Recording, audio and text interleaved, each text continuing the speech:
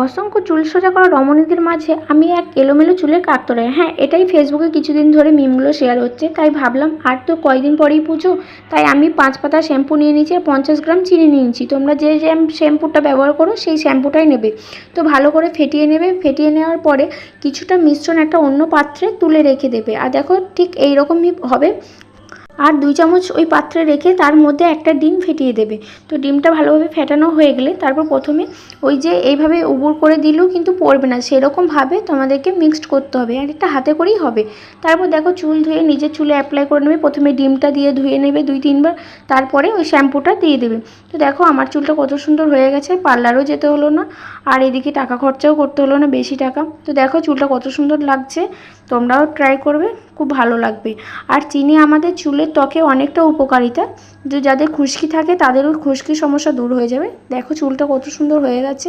ভিডিওটা